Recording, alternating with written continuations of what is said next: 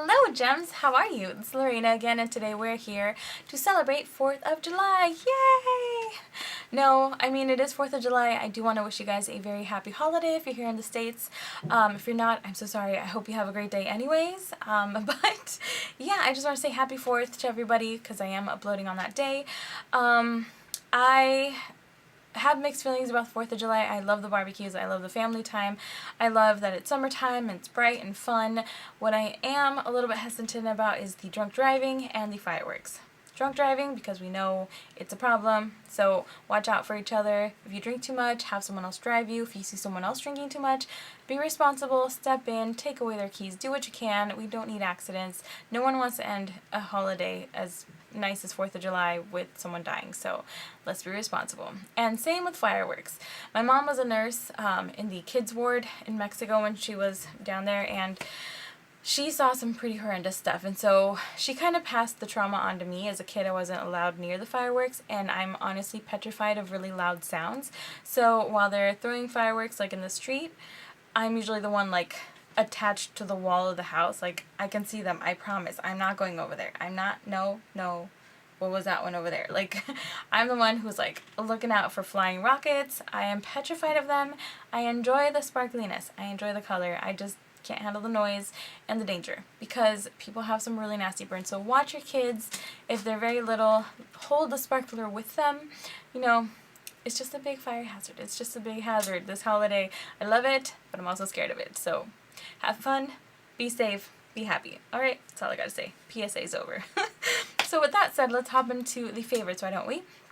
So I don't think I've mentioned yet, but this is kind of, as the title says, these are my recent favorites. It's not my June favorites because I pretty much skipped April, May, and now June because of my internet issues. I apologize. I actually was pretty upset over not being able to film favorites for 2 months.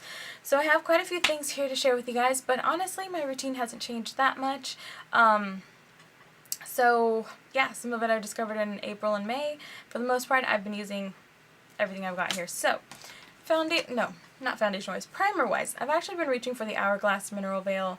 This is just the original veil primer. I returned a Giorgio Armani foundation to Sephora, and so I had it was like a $60 foundation, and it was like $72 for this. So I was like, okay, $12 more gets me the primer in the jumbo size. So that's why I have it in this packaging, not the like typical crystal one, because this is like the jumbo size. So this is gonna last me like forever and a day, but it works really nicely. I like the way this smooths my skin and just kind of leaves a nice canvas, but it's not very good for mattifying, and I get pretty oily in the summertime.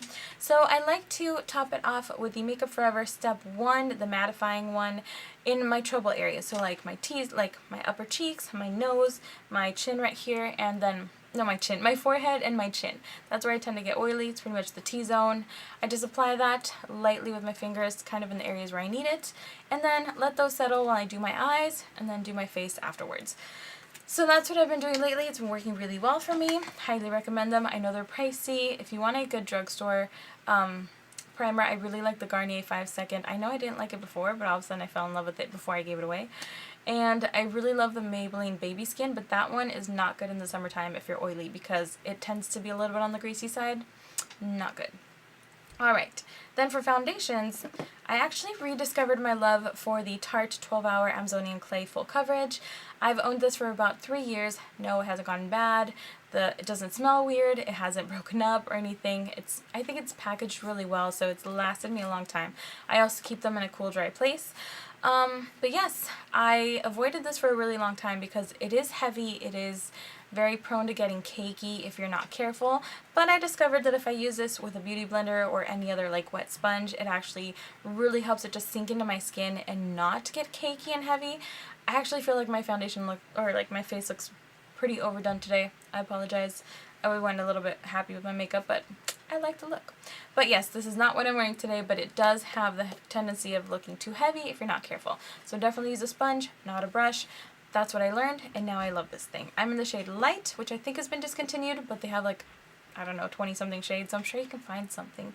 Then I've got the MAC Studio Water Weight. I love this because it has SPF 30. I have been all about SPF this month, and so I love that for this, and I also love this for that. I also love the fact that this isn't as heavy as the Tarte, because some days you don't need that much coverage. Actually, I've gotten my skin to a point where I don't really need much that heavy coverage pretty much at all, but I still enjoy it. So when I don't want to deal with that, I wear this, and it's really nice, and I'm protected, so bonus points for the SPF. Today, though, I actually rediscovered my NARS Sheer Glow. This is in Fiji. Oh, if you're curious, I'm MAC. I'm in NC20. NARS Fiji. I love this thing. I've had it for a while, too. And since I was kind of making myself like shop my stash when I did my makeup today, I reached in, found one of my old favorites, and now I'm like, why did I stop using you? Like, I just rediscovered my love for this one. So yeah, definitely want to mention that. It's not the best right now in the summertime for oily skin types. I'm not going to pretend it is, because it's really not. But if you use like a good primer mix the way I have, it works really well. You can make it work.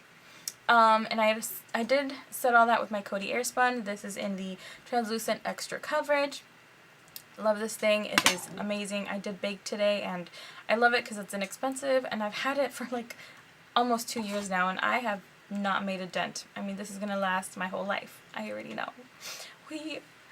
I might as well marry this thing, like, till death do us part kind of product. Honestly, this has so much powder in it. So yeah. Moving on, for my eyes, I've actually discovered my Holy Grail palette. I did not expect to love this as much as I do. I have the first two, and I didn't honestly reach for them at all. But once I got my hands on this, I was like, wow, did not expect to love this so much. It's a Lorac Pro 3. I'm sure you've seen it all over YouTube. Everybody and their mama has bought it, raved about it, this and that. Some people are saying it's too neutral. Yes, if you have a very extensive collection, you probably don't need this. I for sure didn't need this, but I was like, I like to have like the series. I have all of the Nakeds. I have the Chocolate Bar 1 and 2. I'm curious about the Chocolate Bonbons, but I'm not really digging it. So I was like, I can't let this Lorac go. Yeah, so I decided to go ahead and buy it. I bought it when Ulta had the Platinum Perk like pre-sale, and honestly, I haven't reached for anything else. I love the Cool Taupe. I love the Dark Brown. I've used Terracotta. It's pretty nice. I've used Clay. These two, Light Pewter and Amethyst, I used these in a look, and my friends were like, what did you do to your eyes? It's amazing. So yeah, there's just so many colors, and it's a nice like cool tone, you know, it's a nice combo. It's like the perfect combo if you're just starting off in makeup. Buy this first. It's the perfect neutral palette. I swear you will love it. Nice big mirror. You guys know the drill. I also really love the color of it. It's just such a beautiful like neutral nude package. I think it's beautiful. So definitely give this props, because I did not expect to fall in love the way I have, like, at all, like I said. And if you're curious about my eyes, I am currently wearing ColourPop's Luckfully on my lower lash line as my bright navy. And one that surprised me, I don't think I pulled it out, I should have, is number 3. This is from the Gen M ColourPop Je ne sais quoi, the little quad. I have the quad. This and 1, 2, 3 are probably my favorites. 4, I'm like, it's alright. But this one surprised me. I did not expect to like this red. It is a like legit deep red. Like, it's a brick red. That's how I would describe it. I'm wearing it on my lids right now. Love it. Love, love, love it. Honestly. It's swatchy swatch for you guys. Look at that. That's beautiful. Oh, and if you're curious, I got tendinitis. I don't know what I did to my wrist. It's okay. I should be alright in about 2 weeks. But moving on, I did discover 2 mascaras that I fell in love with. One is the Essence Lash Princess False Lash Effect. This will volumize your eyes or your lashes like crazy, but if you're not careful, it'll clump. So I do want to put that out there. It's $3 at Ulta, though. It's definitely worth a shot. It doesn't flake. It hasn't, you know, smudged or budged on me. I am a very easy crier. I cry in everything. I'm just very emotional. And it lasts really well. The other one that surprised me is the Tarte Tardiest. I have an Instagram picture of like my before and after on a recent road trip. I didn't have a lash curler. I just applied this and it looked so nice. I took pictures. I will leave my Instagram, my Twitter, all that listed down below. But this is an amazing mascara too, and I don't usually repurchase high-end stuff. I was surprised I bought it. I think I needed to like reach a certain amount on the Tarte website to gain a discount, and so I threw in a mascara and then I'm like, wow, I'm glad I did. Then for my cheeks, I have been using these Velvet Blush Contour Sticks from LA Girl. They're amazing, very pigmented, very creamy, blend like a dream, lasts all day, highly recommend them. I'm using the shade Velour today, but this one, Snuggle, oh, it's the perfect peachy shade. I love this one. This one's nice, this one, I love it. Alright. Oh, I do want to mention, SPF-wise, I've actually been using these as a base a lot. These are the Bare Minerals 5-in-1 BB Advanced Performance Cream Shadows. This is in Soft Shell. I've been using Bare Linen. I think it's Soft Linen. Quite a bit. This is just the most neutral one. It's like my lid shade.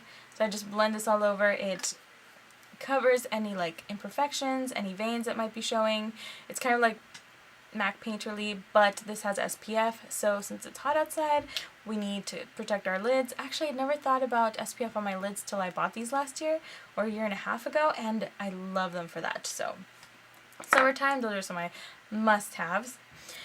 Okay, for my nails, I have two colors. I have OPI Scores a Goal.